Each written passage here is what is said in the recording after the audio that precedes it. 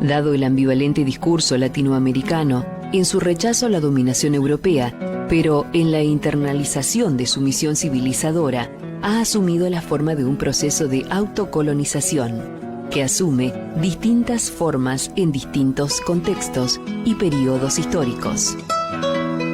Una mirada austral pretende ser una visión alternativa desde la mal llamada periferia para abordar la globalización con ojos mejores para ver la patria.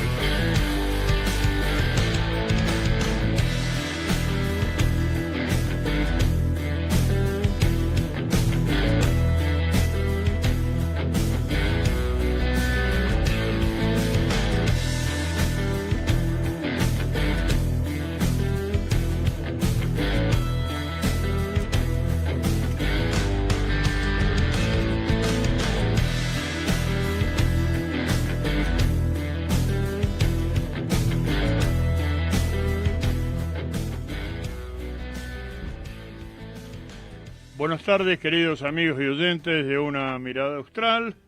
Para quienes todavía no me conocen, les habla el fundador.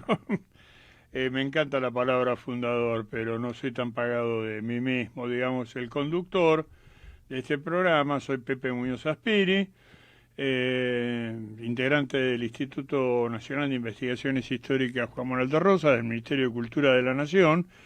Y hago esta introducción, por más que ustedes ya la conocen, porque quiero comentar la gran satisfacción que tuvimos hace un par de días de hacerle un homenaje al coronel del pueblo, a Manuel Dorrego, en el cementerio de la Recoleta. Una cosa a mí me llama la atención es que lo descoordinados que estábamos, porque íbamos a poner una corona de flores que finalmente se puso, pero solamente pudieron entrar dos de los asistentes al homenaje, que en este caso fueron Miguel Ángel Lentino, académico de nuestro instituto, miembro del cuerpo académico, cuerpo de nota, y nuestro secretario, Pablo Adrián Vázquez. Y lo que nos llamó la atención porque es un espacio abierto y no dejaban entrar más de 2 personas, mientras que a 20 metros, en una conocidísima, histórica, no voy a decir el nombre, confitería, pero imagino que ustedes ya la conocen, que inclusive a la entrada hay una representación exacta, física, de Adolfo Bioy Casares, de Jorge Luis Borges, hay un gomero más que centenario, gigantesco, cubriendo con sus nobles ramas, no las mesas que están en el exterior. El hacinamiento era bastante importante, obviamente la gente protegiéndose con bozales y todo, pero no así lo era, no nos dejaron entrar en el cementerio. De todas maneras, la corona se colocó y también queremos agradecer la delegación del Ejército Argentino que se hizo presente, con un trompa que dio un toque de silencio por esta figura tutelar y casi griega, digo, en la forma en la que fue sacrificada, y su asesino, porque yo lo defino así, que fue Juan Galo Lavalle, llegó a decir de él que estaba instaurando un gobierno que no era otra cosa que una merienda de negros y que ellos estaban preparando algún aristócrata de una casa real de Europa para que pudiera regir los principios de... Todavía no era una república, dado que Dorrego sí era republicano y traía esas ideas de Estados Unidos donde había estado. Y había tenido oportunidad de leerlo a Hamilton, ver la trayectoria de Jefferson. No olvidemos que Estados Unidos se declara independiente en 1776, que es el mismo año en que, nada menos, se crea el Virreinato del Río de la Plata. Es decir, que veníamos atrasados. Pero en fin, esto venía, lo de la merienda de negros. El término no es solamente despectivo a un sector social, dado que los morenos, como prefiero llamarlos yo, no, los pardos, y los sectores más subalternos en el término económico, que era el gauchaje, el indio, el ex esclavo, eran incondicionales del coronel Dorrego y por eso lo llamaban el coronel del pueblo. Era un hombre que entraba en una pulpería e inmediatamente era tratado como un par y él los trataba como pares.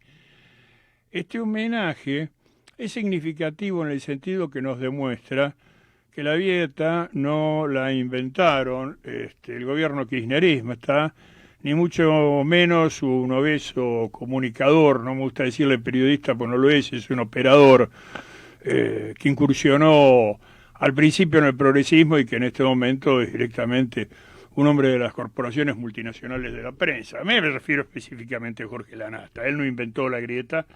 La grieta tampoco viene del bombardeo de Plaza de Mayo, la grieta viene desde nuestros comienzos. Y me adelantaría para decir que la grieta es anterior incluso al asesinato de Dorrego. La grieta ya comienza con el asesinato de Santiago de Liniers y que se lo hacen pagar justamente las balas que le disparan son exprisioneros ingleses, no son criollos. Tuvieron que ir a buscar a relictos que quedaban de las invasiones para acabar con su vida. Aclaremos que en este momento los restos de Liniers no están en la Recoleta, están en el Panteón de Marinos Ilustres que queda en Sevilla. Una de las condiciones que puso la corona española para reconocer la independencia argentina fue que nosotros repatriáramos los restos del último virrey, que fue justamente don Santiago de Liniers y Bremont.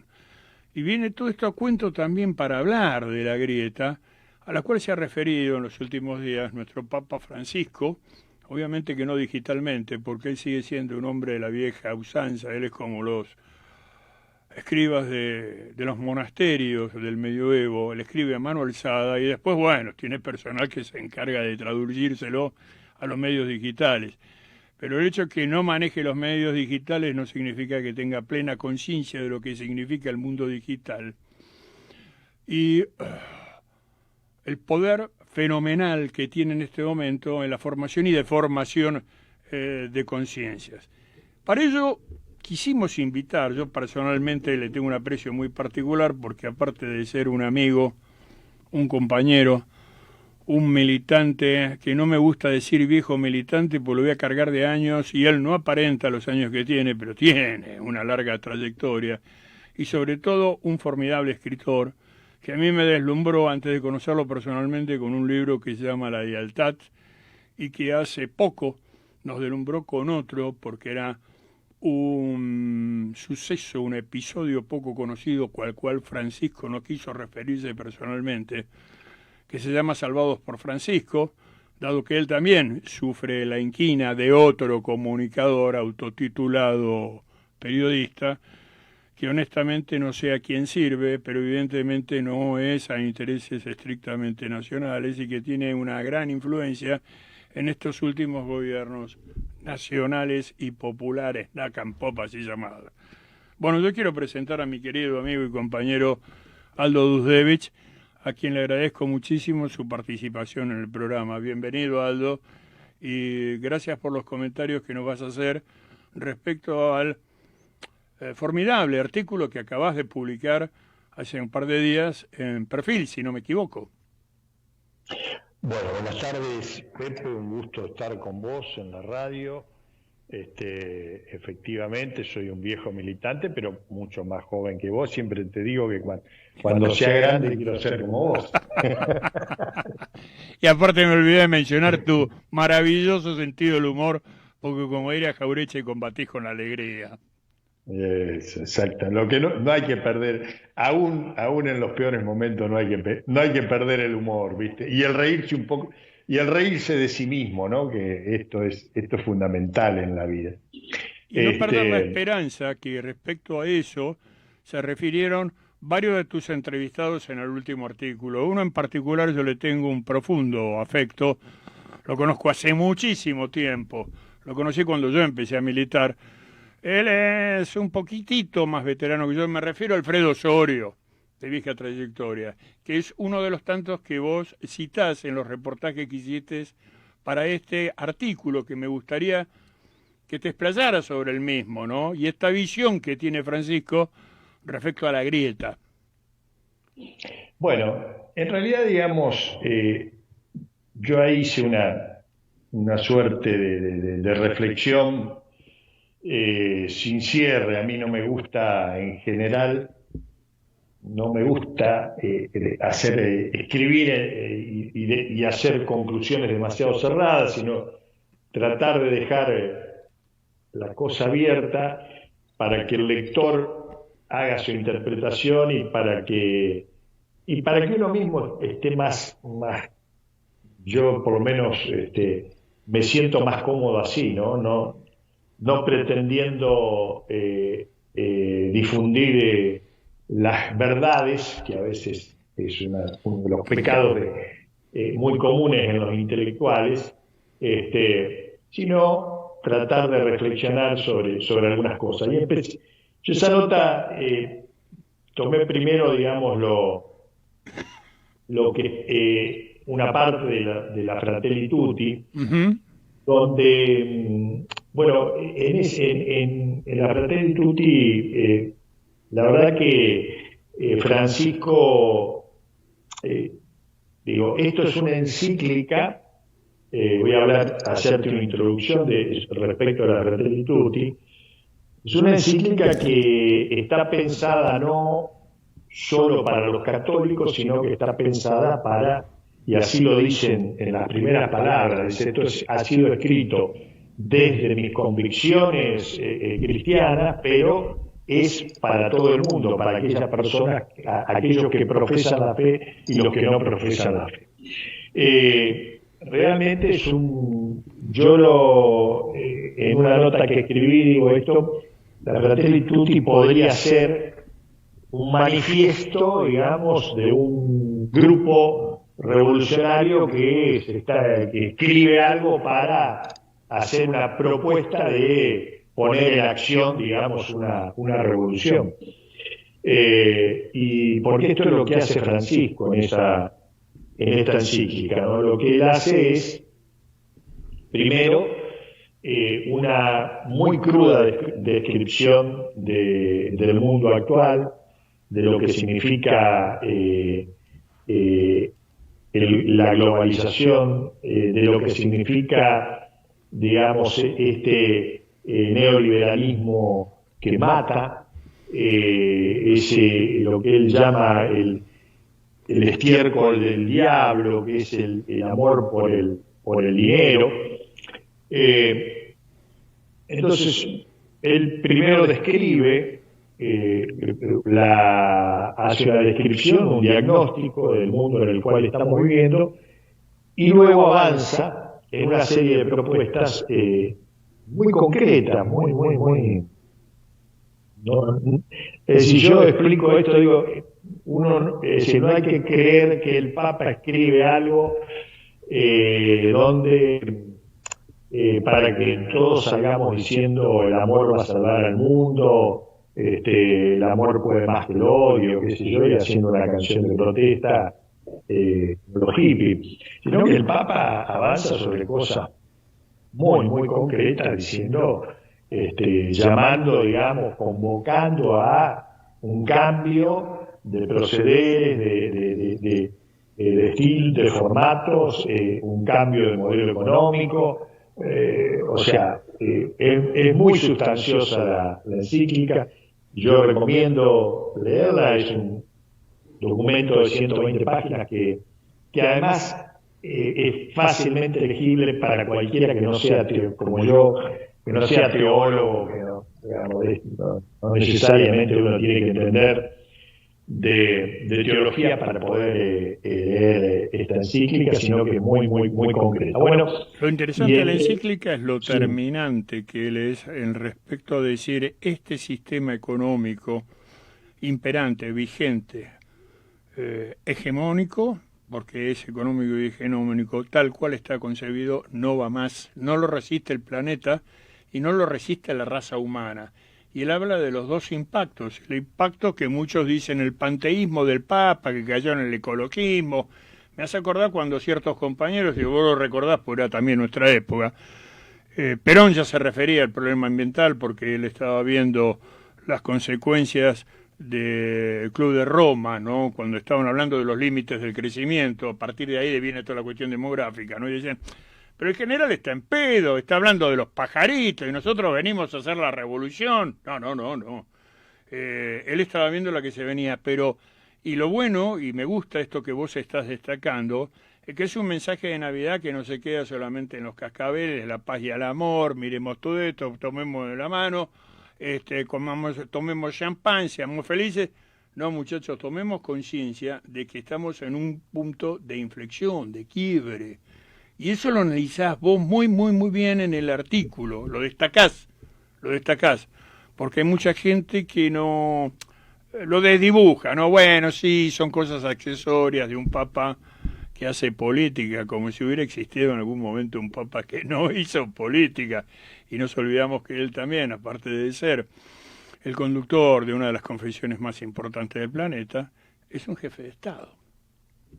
No, pero además, digo, desde el concepto teológico cristiano, lo que el Papa plantea es que no prometer el paraíso para después de la muerte, sino que construir una sociedad más justa acá, hoy, para los que están vivos, ¿no? O sea, esta es una enorme diferencia entre por ahí otra concepción de cómo enfocar la religión, ¿no? O sea, no, él dice, es decir, cuando él dedica uno de los capítulos a la parábola del buen samaritano. Y claro, yo lo había leído y conocía la parábola del buen samaritano. Para lo que no lo conocen, cuento rápidamente. Hay un judío que iba por un camino, es atacado por ladrones, es golpeado y queda herido, digamos, al costado del camino. Entonces pasa un sacerdote judío y lo esquiva y sigue su camino, y después pasa un levita que también era de los que estaban, digamos, trabajando en el templo, y también lo esquiva y sigue su camino, y luego el tercero que pasa es un samaritano, y ese samaritano se agacha, lo sube a su cabalgadura, lo lleva a una posada, digamos, le da de comer, lo ayuda a curarse, etcétera, etcétera. Y claro, había algo que a mí me llamó la atención, porque Francisco le da mucha importancia en la descripción, en todo lo que habla alrededor de esta parábola del buen samaritano, y él marca mucho que el samaritano venía de Samaria, y que en ese momento, digamos, los judíos eran enemigos de ese pueblo, que los consideraban herejes, que los consideraban... Claro, entonces le pregunto a Gustavo Carrara, este obispo tan joven, con quien tengo un vínculo, y cada tanto que tengo alguna duda respecto de las interpretaciones, le pregunto, digo, Gustavo, en realidad este samaritano vendría siendo, para los judíos de esa época, vendría siendo el palestino de hoy. Sí, buena comparación.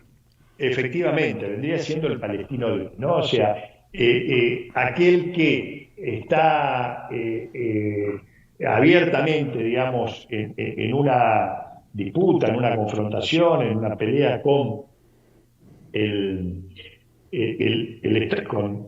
la religión judía, con el Estado judío, y sin embargo, digamos, es quien tiene la actitud de protegerlo, de ayudarlo. Y bueno, y Francisco dice, bueno, ¿cuántas veces vemos de la gente que hay un accidente y lo que hace aquellos que golpean a alguien con su auto y huyen, otros que pasan atrás y no quieren ayudar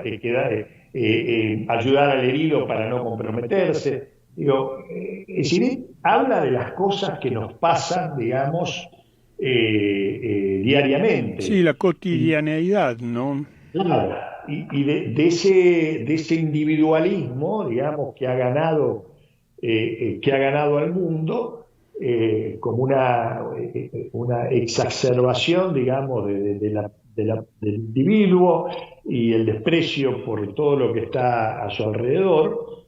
Eh, y entonces él dice, bueno, a ver, ser buen cristiano, para ser buen cristiano no se trata de amar a tu familia, a tus hijos. No, eso es fácil, eso lo hace cualquiera. Lo que vos tenés, es decir, para ser buen cristiano la actitud tiene que ser ocuparte de aquel que no es igual que vos. El negro de los que vos hablabas, digamos, los que vos hablabas antes, ¿no? Cuando hiciste la introducción de Dorrego.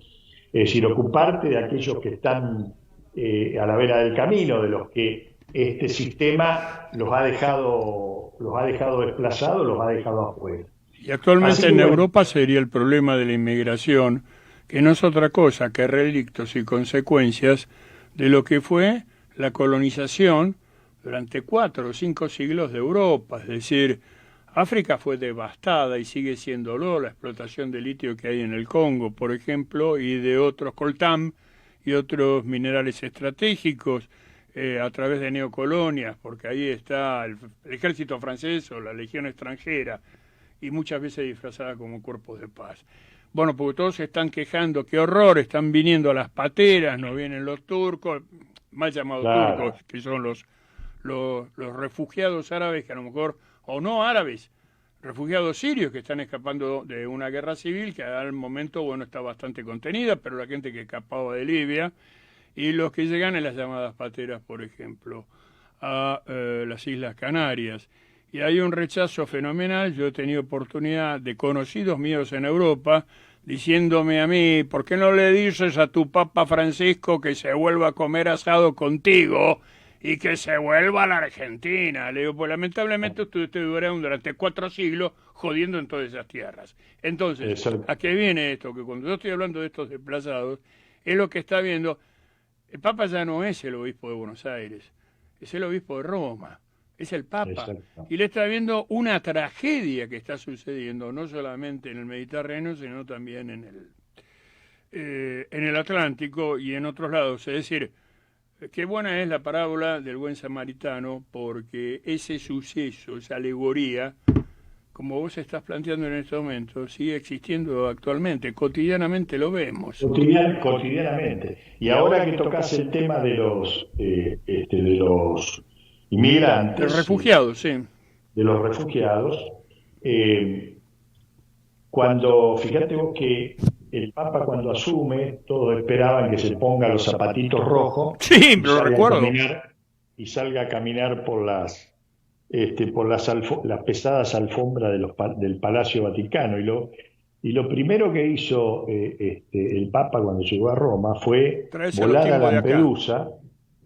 Volar a Lampedusa con sus viejos zapatos negros Exacto. e ir a mojar sus zapatos en esas aguas del Mediterráneo que se han convertido, digamos, en una tumba líquida, ¿no? Ese fue el primer gesto que Francisco hizo. Y también yo lo engancho esto por cuando él dice, bueno, me han ido a buscar al fin del mundo, parece. El Papa del fin del Y mundo.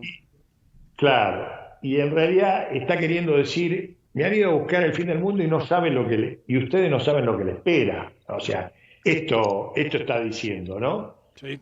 Porque justamente no hace lo que tu amigo de España pretende o aspira, ni la mayoría de los europeos, digamos, que ven con horror esta invasión, entre comillas, de gente hambrienta, que es hambrienta porque ellos han explotado ese continente durante siglos y lo han destruido, y entonces hoy, bueno, y Francisco dedica también en la encíclica un capítulo puntualmente al tema de los migrantes, de los refugiados.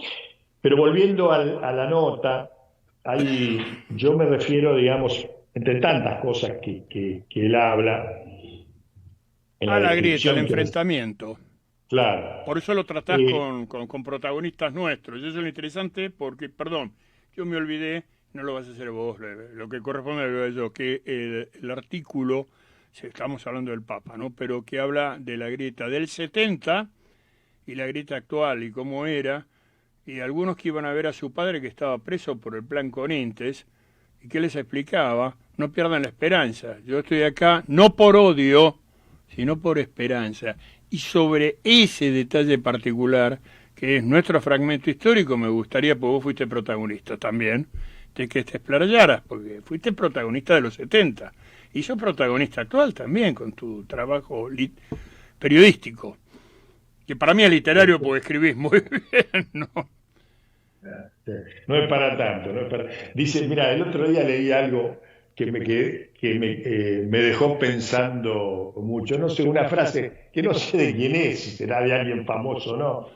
Dice, muchas veces los que saben escribir no tienen nada que decir, y los que tienen para decir algo para decir no saben Claro, escribir. no saben expresar. Y yo me gustó mucho esa frase porque digo, en realidad yo estoy del lado de aquellos que tienen cosas para decir y que intento aprender a escribir para poder decir yo y hacerle decir a aquellos que no pertenecen al mundo de la academia, que no pertenecen al mundo intelectual, y por eso que me gusta incluso en las notas citar compañeros. El otro día, cuando hablaba, estaba terminando, entonces hablaba con mi mujer respecto de los nombres, que si ponía los nombres o no los nombres.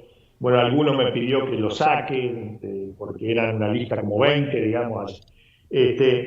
Y claro, decían, bueno, pero no son nombres conocidos. Digo, bueno, justamente por eso yo Por ahí los... es la razón. porque, no, porque acá, a ver, porque estamos acostumbrados a que hablen los que son próceres. Entonces son 10 tipos que han hablado siempre y que todos los medios... Bueno, ahora, hay cientos y miles de compatriotas nuestros que han hecho historia, que han puesto todo lo que tenían que poner en función de cambiar este país, de mejorar las cosas, y son seres ignorados por la historia. Entonces, Invisibilizados que vos le estás dando visibilidad y eso es muy una de las importante lo cosas que que me estás gusta hacer haciendo. es esa, dentro de los límites que tiene, ¿no? Una nota. Y bueno, en esta nota yo lo que analizo en esta nota es qué pasaba en los años 70 respecto de esta cosa. A ver, vamos al principio. La frase de Francisco dice, en muchos países hoy en muchos países se utiliza el mecanismo político de exasperar, exacerbar y polarizar. Por diversos caminos se niega a otros el derecho de existir o de opinar. O sea, esto es, digamos, una característica, una enfermedad de nuestro tiempo, ¿no? Yo esto lo he analizado en otras notas que vine haciendo sobre el fenómeno de los medios de Internet, de lo que son, digamos, todo lo que transcurre por esos medios y de las doctrinas del odio, ¿no? Que circulan, que tienen mucha fuerza en todos esos medios que circulan y que llegan a motivar gente a realizar actos violentos, de salir a matar, a tirar tiros en una iglesia musulmana o a matar migrantes latinoamericanos cuando están entrando en Estados Unidos, etcétera, etcétera. Bueno, Pero también lo vemos acá, discúlpame, porque a mí me ha claro, llamado la atención. Es enorme la toxicidad, por llamarlo. Ahora se habla mucho de ese término tóxico, ¿no? Las redes tóxicas, particularmente Twitter. Y se ve y se veía, y se va a seguir viendo mientras haya convocatorias en los aquelarres en el Obelisco. Yo he visto gente completamente descentrada, pero salida de cabales, rompiendo una camioneta, amenazando a los periodistas, con un odio absolutamente irracional, con cuestiones conspiranoicas, o decir, no queremos ser Valenzuela, el pobre muchacho este, yo lo conozco, el que fue intendente, no es Venezuela. Hablan de países que no pueden ubicar en el mapa, y una carga de odio y de rabia, yo lo veo inclusive en la zona de donde vivo, que está incentivada desde los medios de comunicación y desde la radio, y mucha gente, yo a veces digo en broma, pero también en serio. Menos mal que después de la guerra de Malvinas, esto es trágico, ¿no? Nos quedamos sin aviones y ya no tenemos ni combustible, porque estos tipos volverían a bombardear la Plaza de Mayo. Es decir, que el odio, no solamente, querido Aldo, lo vemos justamente en las monstruosidades, también está el caso que decapitan a un profesor, o te matan a un tipo por la revista Charlie Hebdo, pero eso es una exageración. Pero es verdad, la persecución que se hace al migrante musulmán por el hecho de profesar una determinada confesión, y que también se hace con refugiados cristianos que vienen de zonas como en una época fue de la ex Yugoslavia, que vienen a exclamar los albanos kosovares, vos te acordás de todo eso. Pero no es necesario irnos a Europa para ver ese odio, lo vemos acá. Y creo que a eso se refiere Francisco bastante, cómo los medios lo manejan, ¿no? Por eso, yo lo que decía, que esto es un fenómeno global. Ahí está. Es un fenómeno global y que está instalado en nuestro país. Ahí está. Y ojo, el odio es de ambos lados de la grieta. Sí, lo destacás eso, es cosa que me agradó mucho. Ojo, ¿no? Porque se ve ahora la discusión sobre el aborto. Porque si no nos ponemos en la posición de decir que los malos son los... Y yo soy del lado, yo siempre estoy del lado de los buenos y los malos están del otro lado. No. La incentivación del odio y esta exacerbación de ir a confrontaciones cada vez más, de grupos cada vez más pequeños. Llega a la ridiculez de que hoy tenemos, qué sé yo, entre tantas grietas está los gauchos contra los veganos. ¿Viste? Sí, lo destacaste eso. Sí, ¿viste? Sí. A ver, esto es casi ridículo, o sea, porque bueno, estamos hablando ¿viste? Arrancamos con Dorrego, donde había dos proyectos de nación. El churrasco y la zanahoria. El problema es que ahora la gente no tiene ni churrasco ni zanahoria. No es la discusión entre veganos y carnívoros. La discusión es que tenemos la mitad de la población en graves problemas alimentarios, se están aumentando los alimentos tremendamente, un 75% de los pibes que se están alimentando mal. Y después tenés, locuras como muerte a los asesinos aborteros, un contrasentido total. Es decir, por la discusión de la interrupción del embarazo, aborto, pongámoslo todo esto, hay una suerte de combate entre celestes y verdes que parecen las dos escuadras de cuadrigas que competían en Bizancio, y que casi le cuestan la vida a Teodosia y a Justiniano en un despelote que se armó en una carrera en uno de los tantos hemiciclos que tenían ellos. Pero en cualquier momento va a ser una discusión entre los bebedores de café y los bebedores de mate. Es decir, la cuestión es plantear la división, y eso lo destaca muy bien. Permanentemente llevar, es lo que dice Francisco, fomentar la exasperación, la confrontación, la crispación, le decían antes, ¿te acordás? La crispación, sí, es todo esto, ¿no? Bueno, y a partir de ahí a mí se me ocurrió revisar, un periodo como el de los años 70, que termina en una situación de violencia muy, muy grave en nuestro país, pensar si en ese momento existía este equivalente, de la confrontación, de la crispación y el odio. Entonces, yo tenía una opinión, pero como para contrapesarla y poder, confirmar esto que en principio tenía en la cabeza, consulté, yo tengo por WhatsApp una cantidad bastante grande de amigos, de compañeros que he ido conociendo a lo largo del tiempo, del peronismo, por supuesto, pero que vienen de distintas corrientes del peronismo, algunos que han participado, digamos, solamente en grupos políticos y otros que han estado muy comprometidos con la lucha armada. Con la lucha armada, con el foquismo. Entonces le hice una pregunta, que fue una pregunta medio tramposa, porque le puse, digo, bueno, díganme, nosotros, ¿a quién odiábamos en 1970?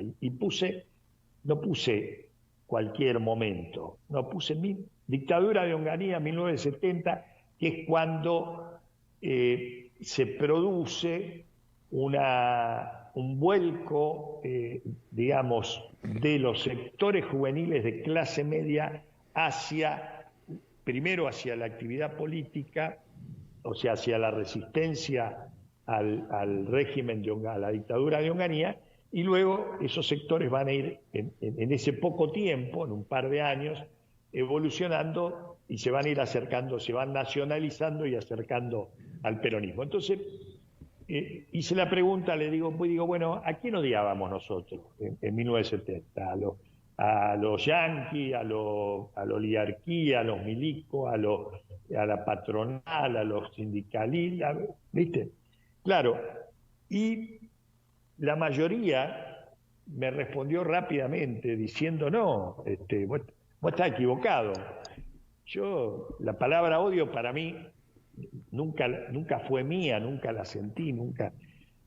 Otros, yo digo que tal vez por respetarme y por no decirme, como me dijo uno, esa pregunta está equivocada, casualmente, compañero que es muy amigo mío, entonces él tuvo la confianza de decirme, lo que estás diciendo es una pavada, no, la pregunta no es correcta.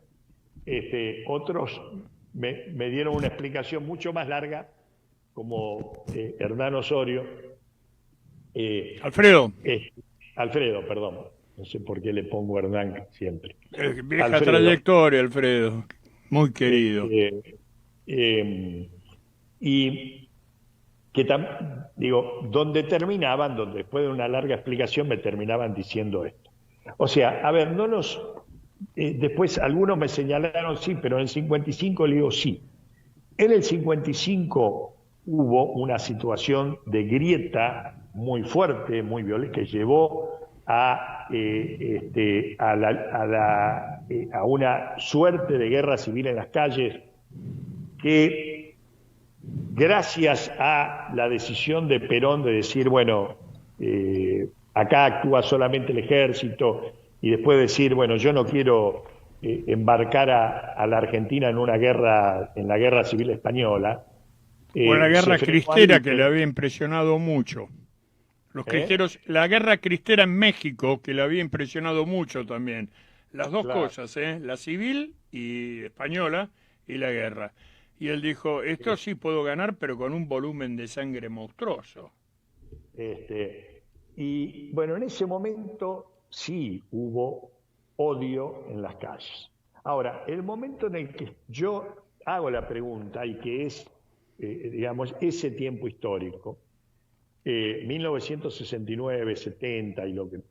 Realmente, aquella juventud que se volcó masivamente a la militancia, no lo hizo desde una concepción de odio como se ve hoy. O sea, esta cosa de que lo palpamos en los medios, que lo palpamos en la calle, que lo palpás con un vecino, con un pariente, ¿viste? Que te hablan, a veces te hablan, y ustedes ¿viste? Los kirchneristas son todos ladrones, esa cosa tan fuerte que está metida.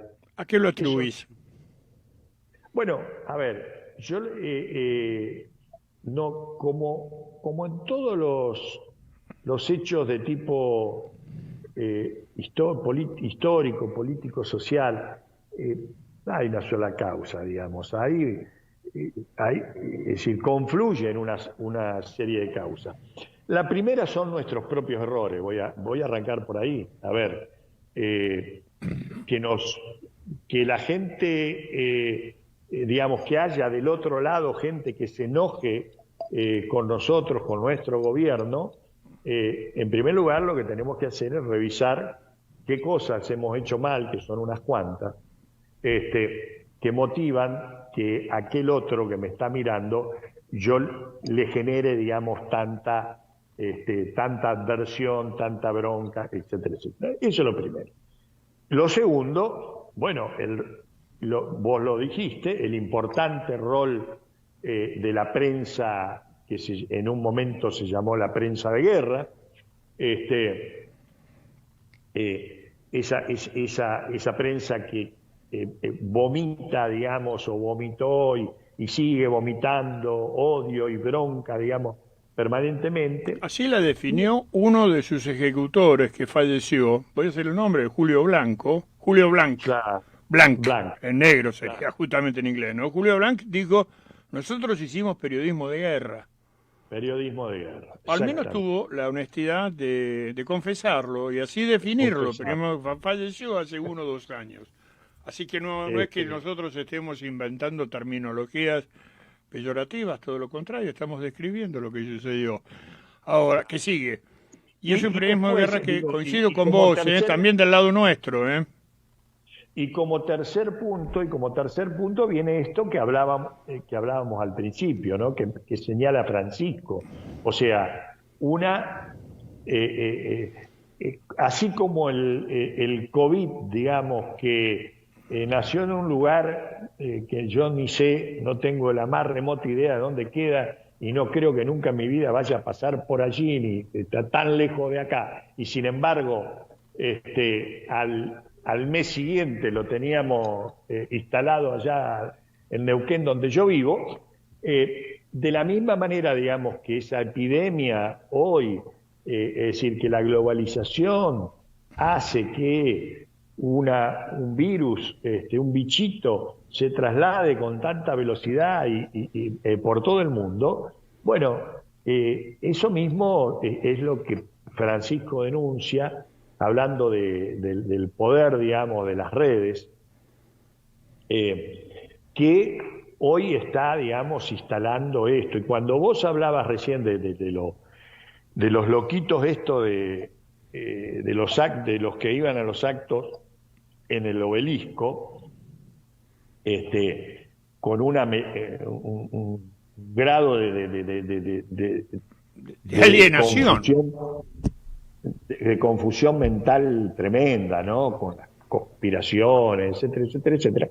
Bueno, eso, puntualmente, todo eso era producto de las redes. Algo que yo escribí varias veces, varios artículos sobre esto, porque además lo fui viendo, como lo viste vos. Vos sos un asiduo del Facebook, igual que yo, y yo fui viendo, digo, acá pasa algo, porque de pronto, gente que uno tenía como gente, bueno, como compañeros peronistas, qué sé yo, un poco más para acá, un poco más para allá, un poco más de este lado, del otro lado, de pronto empezaron con un discurso que vos decías, pero ¿de dónde salió todo esto? Empezaron con el discurso de que esto era todo una conspiración, de que Soros, de que de que el otro, de que, bueno, toda una cosa que indudablemente es algo que se transmite, está explicado, está muy bien explicado. Hay una película muy buena que yo recomiendo que está en Netflix que se llama El poder de las redes sociales o algo así, donde hablan todos ex gerentes, personas que laburaron en Facebook, en Twitter, etcétera, donde ellos explican cómo las redes fomentan este tipo de mecanismos, cómo cómo si vos, Pepe Aspiri, un día se te ocurrió que los platos voladores son verdes y los extraterrestres son bichitos, monitos naranjas, resulta que vas a empezar a encontrar en tu Twitter, en tu Facebook, es decir, en las redes donde vos circulás, cada vez más datos sobre los platos voladores verdes con monitos naranja adentro. Y eso te va a llevar que lo que para vos en principio era una presunción, a una reafirmación de que esto, porque lo dice todo, vas a decir, lo dice todo el mundo. Y no es que lo diga todo el mundo, es que el algoritmo del Facebook detectó que a vos te gustaba eso y para que vos consumas más Facebook, te sacude, empieza a buscar de dónde hay algún otro demente que le gustan los platos voladores verdes con los bichitos naranja y te los trae, entonces te da aspiri, y capaz que son 10 locos, capaz que son 10 trastornados en todo el mundo, pero esos 10 están absolutamente convencidos que todo el mundo, que los bichos esto existe porque todos los días encontrás algo que reafirma tu teoría respecto de esto, ¿no? Yo con todo el tema siempre me metí mucho con el tema del dióxido de cloro, ¿no? Incluso escribí una nota sobre ese tema. Al respecto hubo una famosa conductora televisiva que tuvo un episodio con eso, pero... Y después han surgido nucleamientos políticos minoritarios, pseudo-nacionalistas, en los cuales lo interesante es lo siguiente: ellos se manifiestan en contra de la vacunación como un arma de imperialismo, y se olvidan que uno de los primeros tipos en aplicar la vacuna antivaluiólica, lo cual no digo le sirvió, sino que fue merecedor por eso de un premio de la Asociación Jenseriana, fue el propio Juan Manuel de Rosas, que manda a vacunar a todas las tolderías, y Mariano Rosas dice: mi hermano Rosas sacando gualicho de las tolderías. Esto está bien explicitado bien desarrollado, mejor dicho, en un libro del historiador y académico nuestro Jorge Oscar Zulé, Rosas y sus relaciones con los indios. Entonces, por un lado, vos decís, pero ¿y en qué estamos? Porque no sé cómo se llamaría el George Soros de esa época, pongamos el término de Jensen, pero vos decís que es como más o menos el rosista macrista, que está en contra de nuestras políticas proteccionistas y que te habla de libre comercio, y por otro lado te dice que es rosista. Le digo, ¿y cómo entendés? Bueno, la vuelta de obligado. No voy a hablar de eso, vamos a hablar de la ley de aduanas. Y la confusión, y eso es interesante lo que vos planteás, Aldo, es que cómo actúan las redes para confundir a la gente a sabiendas, buscan un algoritmo y te van planteando justamente como certezas fabulaciones.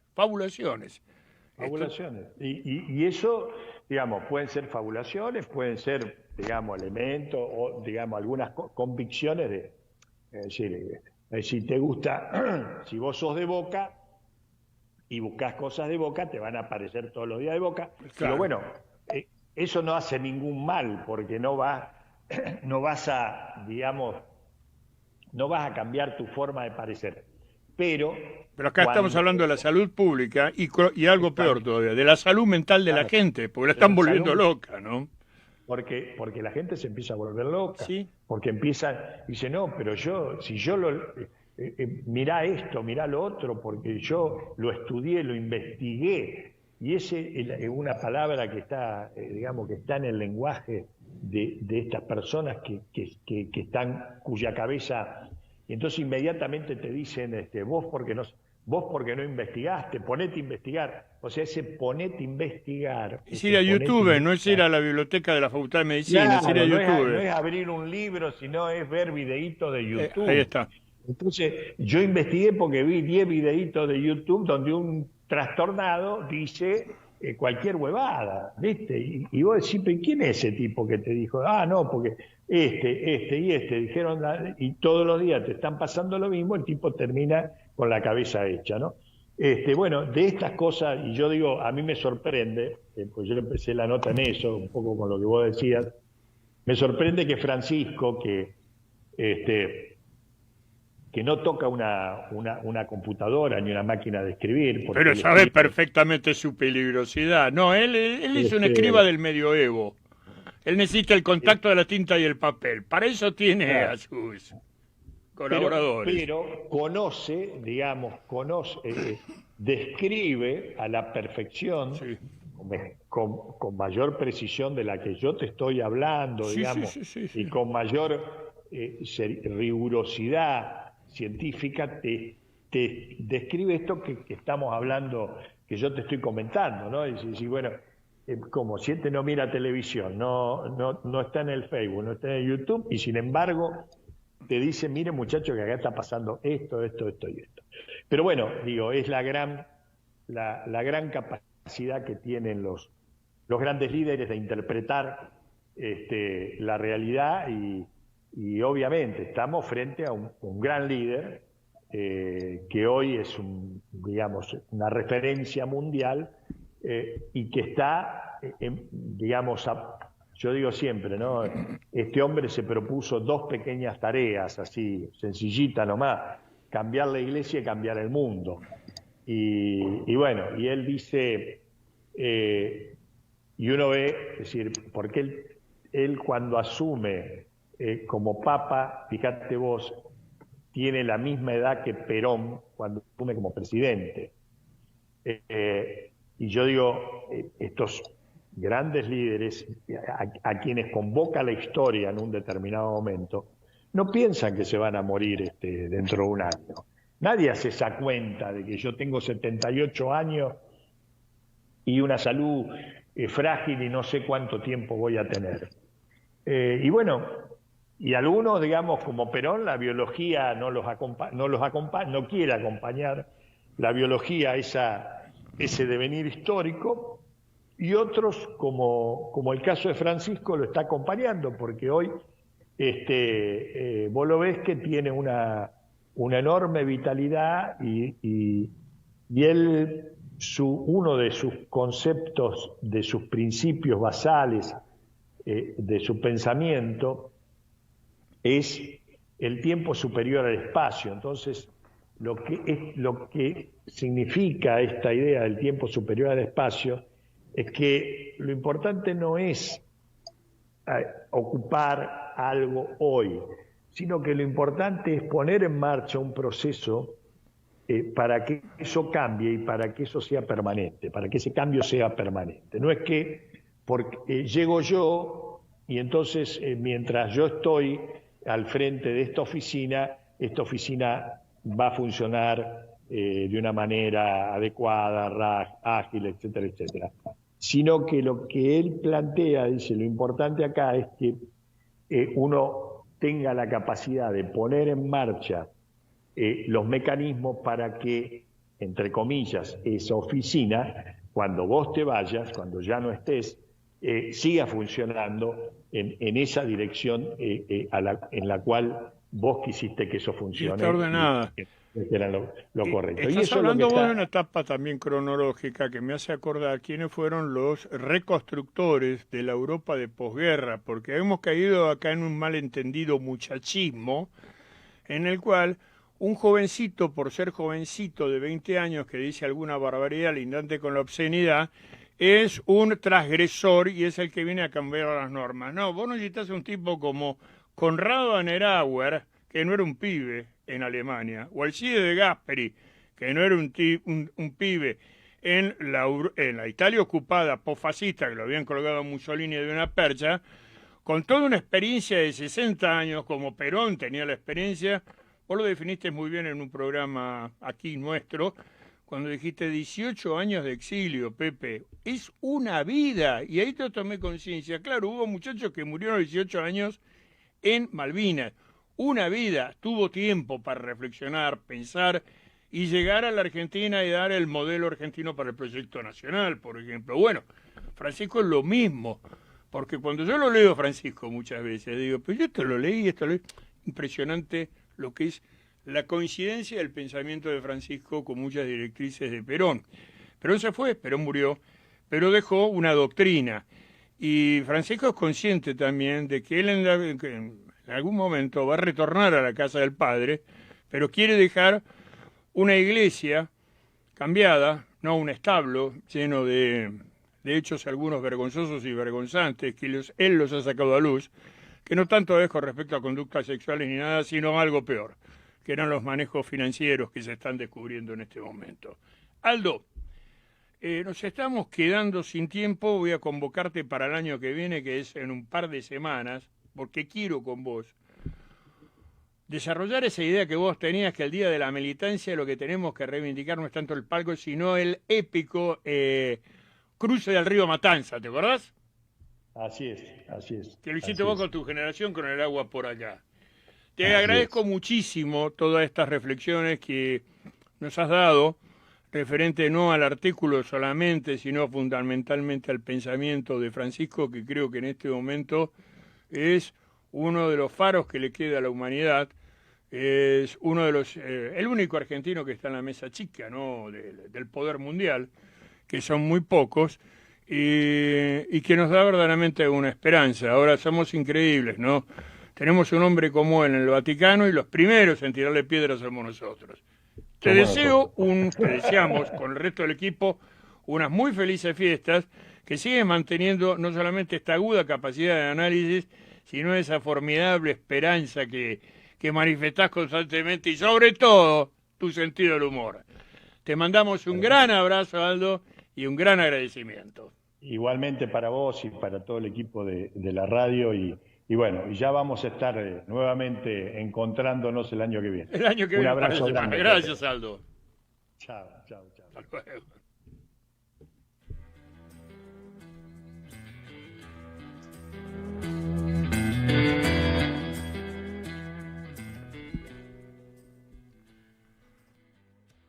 Esperamos el martes que viene con un invitado sorpresa, y les comunicamos que no vamos a detenernos durante pandemia, invierno nuclear o lo que sea.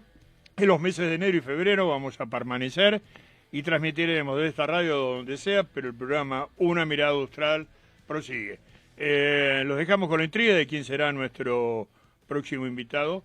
Y desde luego volvemos a agradecerle a Dudevich y estamos muy contentos por estas reflexiones. Los esperamos el martes que viene, queridos amigos. Sónica Más, transmitiendo desde Buenos Aires, vía internet hacia todo el país y el mundo. Sónica Más, con estudios ubicados en Avenida Callao